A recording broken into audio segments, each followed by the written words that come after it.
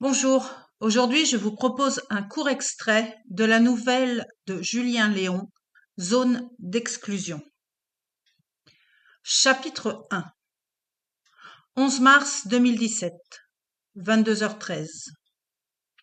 Les phares de sa voiture transpercent les ténèbres, révélant au milieu de la route une ligne continue dont la peinture jaune se désagrège. Le paysage défile, alors qu'un ronronnement sourd et régulier gronde sous les pneus. De part et d'autre de la chaussée, des rangées d'arbres démesurés se dressent telles des sentinelles. Des maisons abandonnées s'étendent à perte de vue. Le compteur affiche 100 km/h. Les larges mains du brigadier Mikhailo Koklov s'agrippent au volant avec de plus en plus de fermeté. Les battements de son cœur résonnent avec insistance, tambourinent dans ses oreilles comme un orchestre de percussions. Une sensation déroutante. Ses yeux clignent plusieurs fois pour tenter d'accommoder sa vision. Dès le début de leur garde de nuit, Mikhailo et son binôme Émile Boyko ont été sommés de se rendre sur un lieu atypique, accompagnés de 2 officiers. Jeune papa débordé, Émile s'est assoupi quelques minutes après leur départ de la brigade d'Ivankov, bercé par le lancinant va-et-vient des essuie-glaces. Quand c'est possible, il profite de son temps de travail pour glaner quelques miettes de sommeil. Mikhailo compatit à la situation, d'autant qu'il a connu une expérience similaire l'année passée. Après avoir vécu le plus beau jour de sa vie, il a traversé une étape éprouvante, ponctuée de fatigue et de tension. Exténué par le peu de repos accumulé au cours des derniers jours, Émile dort ainsi depuis quasiment 2 heures, affalé contre la portière, dans une position singulière, les jambes étendues, les bras croisés sur son torse et la tête plaquée contre la vitre embuée. Sa chevelure légèrement ondulée oscille au rythme de sa respiration. Mikhailo ajuste la position du rétroviseur intérieur et adresse un coup d'œil furtif pour s'assurer que dans l'autre voiture, ses collègues suivent la cadence. Il enfonce alors un peu plus son pied sur la pédale d'accélérateur. Sa peau commence à surchauffer sous son uniforme sombre. Une impulsion sur le lève-vitre laisse une nappe d'air s'engouffrer dans l'habitacle. Ses poumons s'emplissent avec délectation de cet oxygène frais. Leur destination se profile au loin. Il s'agit d'un site terriblement unique, déserté depuis des décennies. La ville ouvrière de Pripyat, jouxte Tchernobyl, théâtre de la catastrophe du réacteur nucléaire survenu le 26 avril 1986. Échantillon d'apocalypse, cette explosion a dégagé un panache massif de gaz radioactif qui s'est répandu dans la majeure partie de l'Europe. Avant ce cataclysme, Pripyat était considéré comme l'archétype de l'architecture soviétique, la vitrine de l'esthétisme urbain. Cette municipalité disposait de toutes les commodités et distractions auxquelles on pouvait aspirer à l'époque. La situation chaotique a conduit à l'exode hâtif et forcé de tous ses habitants, de même que ceux des villages voisins, consumant tant de rêves calcinés. Désormais se dresse une ville fantôme, figée dans le temps. Ancienne gloire locale, les grands bâtiments aux innovations architecturales commencent à s'effriter. Une proportion non négligeable menace même de s'effondrer. Pourtant, 30 ans après cet énorme désastre, une agence de voyage russe, peu scrupuleuse, organise des visites guidées dans certaines parties de cette ville. Pompéi des temps modernes. Poussés par le goût de l'aventure et du frisson, des touristes du monde entier manifestent un intérêt croissant pour explorer ce microcosme exceptionnel. Ce marché lucratif suscite de nombreuses controverses, dans la mesure où une majorité d'Ukrainiens considèrent qu'il s'agit d'une instrumentalisation honteuse de la tragédie. Ce ravage demeure une plaie béante dans le cœur du pays. Les gardes postés au point de contrôle de la route du Sud ainsi que les 2 représentants de la société russe installés sur place pour coordonner les arrivées et départs des visiteurs n'ont plus donné le moindre signe de vie depuis bientôt 48 heures. Ils sont réputés pour s'ennuyer tellement que tout leur est prétexte à s'abreuver de verres de vodka, suivis de siestes démesurées. Néanmoins, ils n'avaient jamais rompu les communications aussi longtemps. Les 4 compères ont donc été expédiés dans le secteur afin de déterminer la raison de ce silence embarrassant. Mikhaïlo ne cesse de se lamenter de devoir accomplir 3 heures de route à cause de leur incompétence. Mais les ordres sont les ordres. Il jette un regard de biais vers l'écran de son GPS. Les derniers kilomètres s'annoncent et érigent devant lui une muraille implacable de désolation. La forêt rousse. Cette végétation de pin bruni, brûlée par les rayonnements radioactifs, se campe encore telle une armée de squelettes faméliques, oubliés de tous. Les 2 voitures de gendarmerie n'ont plus croisé aucun véhicule depuis un bon moment. L'utilisation de cette route reste réservée au personnel habilité. Les autorités ukrainiennes ont mis en place une zone d'exclusion d'une 30aine de kilomètres autour de la centrale nucléaire y interdisant toute activité humaine. Dans cette contrée confinée, la contamination rémanente demeure très élevée. Les 4 agents n'ont pas reçu pour consigne de se couvrir d'une tenue spéciale. Il leur a par contre été préconisé d'apporter un compteur Gégère, de ne rien toucher et de ne surtout rien ramener. L'expédition circule à proximité de Buryakivka. Ce petit village abrite un cimetière de véhicules irradiés. Parmi les tas de ferraille stockés, figurent des centaines d'engins militaires employés pour transporter les troupes soviétiques. Cette décharge insolite comporte aussi des carcasses d'hélicoptères. Les aéronefs ont servi à juguler le brasier de la centrale nucléaire en larguant jour et nuit des sacs de sable et de bord. Au milieu de cet amas de tôle trône le robot à 6 roues nommé STR-1, inspiré d'une astromobile lunaire. Doté d'une grande maniabilité, il a permis d'évacuer les débris radioactifs dispersés sur les toits suite à l'explosion. Mikhaïlo n'apprécie guère la conduite nocturne. Une mauvaise perception des contrastes et du relief altère son appréciation des distances. Sourcils froncés, crispé derrière son volant, l'impatience le guette. Les muscles de ses épaules se contractent. Il réprime un bâillement avant de se frotter les paupières pour tromper sa lassitude. Comme un endormissement insidieux le menace, il allume son autoradio et opte pour une chanson de métal à forte teneur en testostérone. The Devil in Either Slipknot commence à résonner dans les haut-parleurs. Il fredonne les premières notes, bat la mesure contre le volant avec sa main gauche, puis tourne la molette afin d'augmenter le volume. Sa tête oscille, d'avant en arrière au rythme de la batterie. Soudain, son regard se pose sur un panneau indiquant le village de Kopachi, situé à quelques kilomètres au sud-est. Son visage s'assombrit d'un épais chagrin. Cette vision suscite des réminiscences trop intenses pour ses yeux, qui se plissent un instant en 2 fentes étroites. La vie s'est arrêtée subitement dans ce village où résidait sa grand-mère paternelle. Kopachi a quasiment été rayé de la carte, puisqu'à l'exception du jardin d'enfants, tous ces bâtiments ont été détruits et enterrés par l'armée soviétique, puis ensevelis sous des tonnes de sable. Mikhaïlo se souvient avec émoi et admiration de sa babouchka qui le choyait tant. Dotée d'une immense humanité, cette fière aïeule au caractère bien trempé lui a transmis le ferment des valeurs familiales au même titre que les gènes de la bravoure et de la subversion.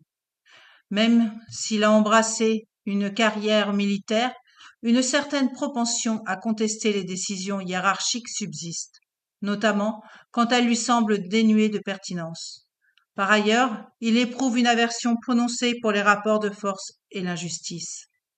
Son âme erre, s'égare dans un labyrinthe de souvenirs qui enlace ses sens. Ses réminiscences enveloppent son cœur dans un voile de tristesse. À l'approche du site, il s'évertue à balayer les pensées sombres qui torturent son esprit vagabond. Trêve de tergiversation. Il abrège sa brève escapade mentale et ralentit au fur et à mesure.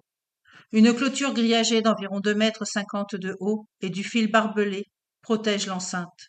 Son attention se focalise sur un gigantesque panneau en aluminium. La partie gauche représente un logo triangulaire rouge et jaune, prévenant d'un danger radioactif. Celle de droite indique en plusieurs langues « Zone interdite à toute personne non autorisée ». Les intrus encourent des sanctions administratives et une responsabilité pénale conformément aux lois de l'Ukraine.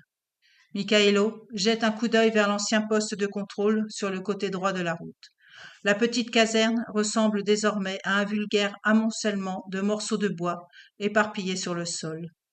Il plisse le front, en passant discrètement la langue sur ses lèvres. La tâche s'annonce plus ardue qu'il ne le pensait. Les deux berlines roulent par-dessus une portion de clôture renversée, puis s'engagent vers le centre de la ville. Mikhaïlo frémit en exhumant cet environnement hostile, avec l'impression de voyager dans le temps. Il ne peut s'empêcher de songer à la stupeur des 200 000 personnes évacuées à l'époque, au son des sirènes d'urgence. Il éprouve ainsi un curieux cocktail d'émotions en pénétrant dans ces lieux chargés d'une tragique histoire. Une excitation teintée d'appréhension le déchire. L'asphalte présente de nombreuses craquelures, bosses et creux. Secoués comme des navires en pleine mer, les véhicules zigzaguent pour essayer d'éviter les multiples cavités. De mauvaises herbes parsèment la chaussée accidentée. Elles ont jailli un peu partout dans les fissures de la route et des trottoirs éventrés par des racines. La nature outragée a repris ses droits dans cette ancienne zone marécageuse. Jour après jour, le temps et les arbres effacent les traces d'une présence humaine. Les stigmates s'estompent. Des pins, des bouleaux, des chênes et des peupliers se révoltent et tentent de reconquérir ce territoire condamné à l'oubli. Une végétation aussi luxuriante qu'anarchique s'est peu à peu emparée de la ville. De même, la désertion des environs par le genre humain a favorisé le développement de la faune sauvage et les insectes ont à nouveau colonisé la forêt.